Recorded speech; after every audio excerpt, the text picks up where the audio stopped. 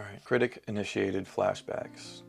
You may not be actually flashing back to a specific scene, but when you're emotional about something more than like disproportionate to reality, disproportionate to the moment, if you're getting overly upset about something where normally somebody without hang-ups in that area wouldn't be upset, you're flashing back. You're just doing it emotionally, like gut levelly, instead of visually or imagination-wise. The inner critic commonly increases the intensity of a flashback via a barrage of the attacks listed above in the rest of this playlist. Flashbacks can devolve into increasingly painful levels of the abandonment depression. One attack can repetitively bleed into another and tumble us further down a spiral of hopelessness. Or a whole lifetime of one, actually. I'm exaggerating, but yeah, a large amount of my lifetime, sure. It's awful enough to take a single punch in a fight, but when the punches keep coming, the victim is severely thrashed, worse for the wear. Once again, CPTSD, complex PTSD, which means not just regular trauma of PTSD, but prolonged whole childhoods, and we take the ball and run with it, so we continue the trauma onto ourselves just because we were used to it. Once again, CPTSD flashbacks do not typically have a visual component. However, it's not unusual for a survivor to sometimes flash on a snapshot of a parent's contemptuous face at the moment of triggering.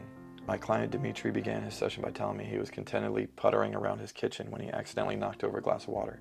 He immediately pictured his father and a loud internal voice blurted, "I'm such a world-class spaz." Retrospectively, he realized that he then plummeted instantly into a flashback. Anxiety quickly overwhelmed him, and he was soon lost in a tirade of self-attacking diatribes emanating from the critic. Spaz is an example of the name-calling that the critic specializes in. It's a combination of critic attacks, number 1, 3, and 9 from the playlist above. The attacks soon deteriorated into a full-scale laundry listing of all his imperfections. These were characteristically blown out of proportion and often not reality-based. The critic screamed, "I'm so clumsy I never do anything right," number 2, all or none black and white thinking. Or I could fuck up a free lunch. Quickly, Dimitri's thinking was totally dominated by a negative focus, number 11, that merged with drasticizing, number 10, and culminated in attack fantasies, number 14, that made him cancel his plans to go out. All spiraling from spilling some water. You can see how that's a little disproportionate to the moment, but that's a little more obvious, but a lot of these are just super subtle. And you don't even notice. That's kind of the rub, is that you don't even really notice as it's coming in, just an overall kind of doom and gloom sense. This example is only a micro portion of the unending onslaught that can accompany a major flashback. After enduring many, many more elaborations of this process, Dimitri became entrenched in the ultimate abandonment catastrophization. Number 10. No wonder I don't have a partner or friends. Who could tolerate being around such a loser? Number 2. He actually had 2 good friends. Dimitri's felt sense of abandonment then morphed into self-abandonment. Primitive, self-soothing behaviors reemerged as he self-medicated by binging on an enormous amount of junk food. He then retreated into his bedroom to dissociate further into a long morning nap. Or I'd add, this was written before social media. Biggest one would be he retreated into scrolling on his phone. As hard as that may be to hear, and it was hard for me to hear because it was such a vice. I feel like that's the reason why a lot of those yogis and, meditators, like they end up kind of renouncing constant distractions like TV, music, and now smartphones, because it was just a means to distract away from these emotions that you're trying to avoid. Many of us are dissociating. If we're done doing stuff, we have to do something else. We have to scroll. We have to put something on somewhere where we get very dysregulated when we're just with our own thoughts, which just adds more to it. Again, every time you distract from something, you're reaffirming that you can't be with this emotion. So finally ceasing the distractions and sitting there in it when it comes, you're showing yourself a new pattern that you can, it's not going to kill you, that it's not something you need to perpetually run from. You just had to run from it as a kid because you would have gotten whooped for indulging in certain things that your parents didn't prefer. But you're not with them anymore, and you're not in those moments anymore.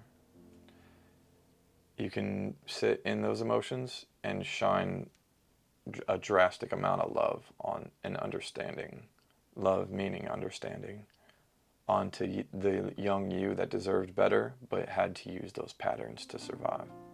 So all of this spiraling is in reaction to the tiny faux pas of a spilled glass of water! Exclamation point. I must emphasize here that Dimitri wasn't crazy or defective because his critic made a hell out of a spilled glass of water.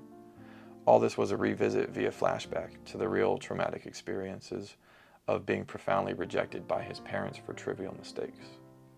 His father had contemptuously told him he could fuck up a free lunch innumerable times. I'll add from my own experience, my daughter, she's 7 now, I swore I wouldn't be like my mom and my dad.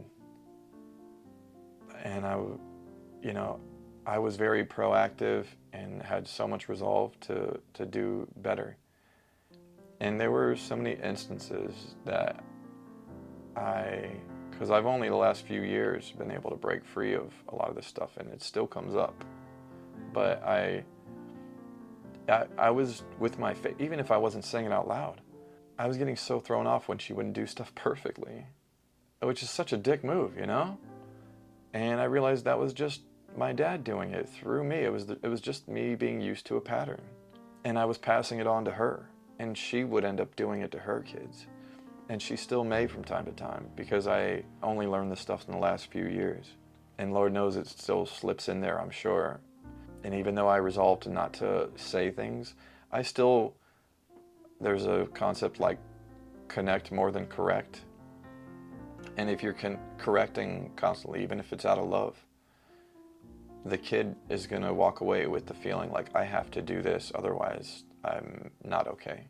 I have to do these things, otherwise I'm not okay just existing, which is the vibe you want them to have. Of course, as a child gets older, they're going to realize that they have to do certain things to get by in the world. But when you take a small child and you project that onto them already, and they see on your face that even if you're being so nice about it, they see those subtle moments where they're like, oh, he just kind of like breathed in and had to take a second. And you're doing great.